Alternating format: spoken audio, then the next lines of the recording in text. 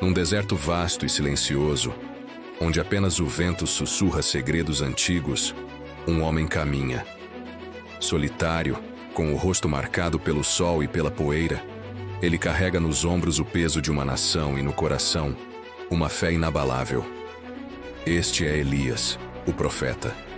Um homem chamado por Deus para ser a sua voz num tempo de silêncio e idolatria. A sua jornada não é apenas sobre quilômetros percorridos na areia, mas sobre a distância entre a dúvida e a fé.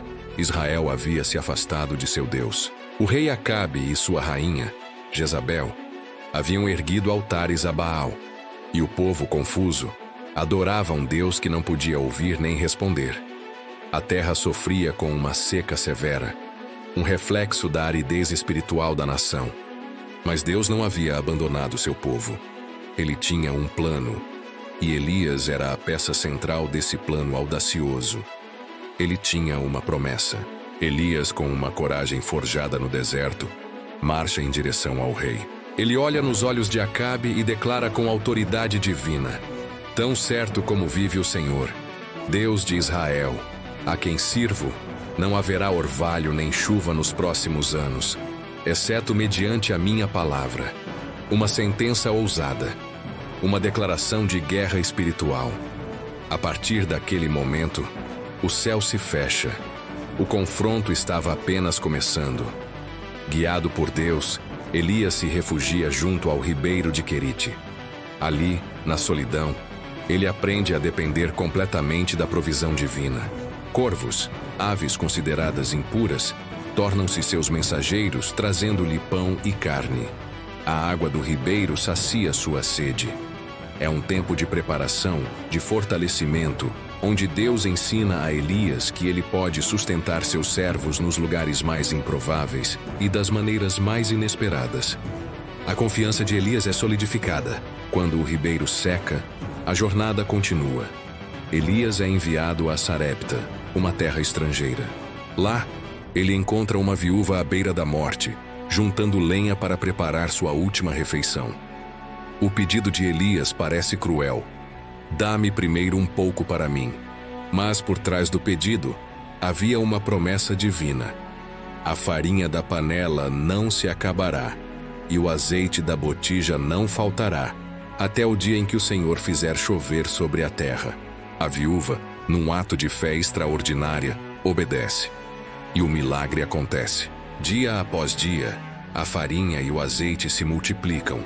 Um testemunho silencioso do poder de um Deus que cuida dos seus. Após 3 anos de seca, a palavra do Senhor vem novamente a Elias. É hora do confronto final. Vá apresentar-se a Acabe, pois farei chover sobre a terra. O cenário está preparado para um dos maiores espetáculos de fé da história. O palco, o Monte Carmelo. De um lado, Elias, sozinho. Do outro, 450 profetas de Baal e mais 400 profetas de Azerá.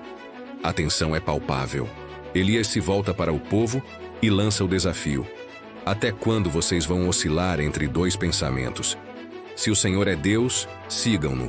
Mas se Baal é Deus, sigam-no. O povo permanece em silêncio, expectante. Elias propõe o teste: 2 altares, 2 novilhos. O Deus que respondesse com fogo, esse seria o Deus verdadeiro. Os profetas de Baal começam. Eles clamam, dançam, gritam e se cortam do amanhecer ao meio-dia. Mas não há resposta. O céu permanece mudo. Elias, com uma confiança serena, zomba deles. Gritem mais alto. Talvez ele esteja viajando ou ocupado, ou talvez esteja dormindo e precise ser acordado. O desespero dos profetas de Baal aumenta, mas seu Deus permanece em silêncio. Então, chega a vez de Elias.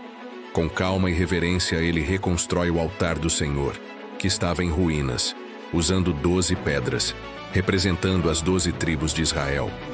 Ele cava uma vala ao redor do altar. E então ele faz algo que desafia toda a lógica. Encham 4 jarras com água e derramem sobre o holocausto e sobre a lenha. Ele manda repetir o ato 3 vezes, até que a água enche a vala. Não havia espaço para truques. O impossível era o único caminho. Na hora do sacrifício da tarde, Elias se aproxima e faz uma oração simples, mas poderosa. Uma oração que ecoa através dos séculos. Ó Senhor, Deus de Abraão, de Isaque e de Israel, que hoje fique conhecido que Tu és Deus em Israel, e que eu sou Teu servo, e que fiz todas estas coisas por Tua ordem. Responde-me, Senhor, responde-me, para que este povo saiba que Tu, ó Senhor, és Deus, e que fazes o coração deles voltar para Ti. E então acontece. O fogo do Senhor cai dos céus. Um fogo violento, divino, que consome o sacrifício, a lenha, as pedras, o pó e até a água na vala. A luz ilumina o monte, e um temor reverente cai sobre todos. O povo, aterrorizado e maravilhado, cai com o rosto em terra e grita em uma só voz: O Senhor é Deus, o Senhor é Deus. A vitória era completa. A fé havia sido vindicada. Logo após a demonstração de poder, Elias sobe ao cume do Carmelo para orar pela chuva prometida. Ele envia seu servo 7 vezes para olhar em direção ao mar. 6 vezes, a resposta é a mesma: não há nada. Mas Elias não desiste. Ele persevera na oração, confiando na promessa. Na 7ª vez, o servo volta com uma notícia. Uma pequena nuvem, do tamanho da mão de um homem, está se levantando do mar. Essa pequena nuvem era o sinal. Em pouco tempo, o céu escurece, o vento sopra e uma chuva abundante cai sobre a terra seca, trazendo vida e esperança. Mas a vitória no Carmelo atrai a fúria de Jezabel. Ao saber o que aconteceu, ela envia uma ameaça de morte a Elias. E o profeta do fogo, o homem que enfrentou 850 inimigos, agora foge por sua vida. Ele corre para o deserto, exausto, abatido, e senta-se debaixo de uma árvore, pedindo a morte. Já tive o bastante, Senhor. Tira a minha vida. Neste momento de profunda vulnerabilidade, vemos que até os maiores heróis da fé têm seus momentos de desespero. Mas Deus não o abandona em sua fraqueza. Enquanto Elias dorme, um anjo o toca e diz: levante-se e coma. Ao seu lado, um pão assado sobre brasas e um jarro de água. Sustentado por aquela comida celestial, Elias viaja por 40 dias e 40 noites até Horebe, o monte de Deus. Lá, no mesmo lugar onde Deus falou a Moisés na sarça ardente, Elias busca uma nova direção. Deus pergunta: o que você está fazendo aqui, Elias? E em meio a um vento forte, um terremoto e um fogo, Elias aprende uma nova lição. Deus não estava no espetáculo. Ele estava no sussurro, uma voz suave e tranquila que falou diretamente ao seu coração, renovando seu propósito e mostrando que sua obra ainda não havia terminado. Deus revela que há outros 7.000 em Israel que não dobraram os joelhos a Baal. Elias não estava sozinho. Com o espírito renovado, Elias continua sua missão. Ele unge Eliseu como seu sucessor, passando seu manto e seu legado. E então chega o dia de sua partida. Enquanto caminha com Eliseu, de repente uma carruagem de fogo, com cavalos de fogo, os separa. E Elias, o profeta do fogo, é levado aos céus num redemoinho. Ele não vê a morte. Ele é transladado em glória, deixando um rastro de luz no céu e um legado de fé, coragem e obediência para todas as gerações. A história de Elias nos ensina que o nosso Deus é um Deus de poder, que responde com fogo, mas também é um Deus de misericórdia, que nos sustenta no deserto e fala conosco no sussurro.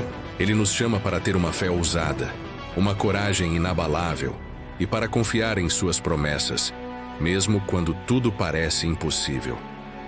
Lembre-se sempre: quando Deus é contigo, até o fogo obedece. Se esta história tocou o seu coração, não se esqueça de curtir, comentar e compartilhar.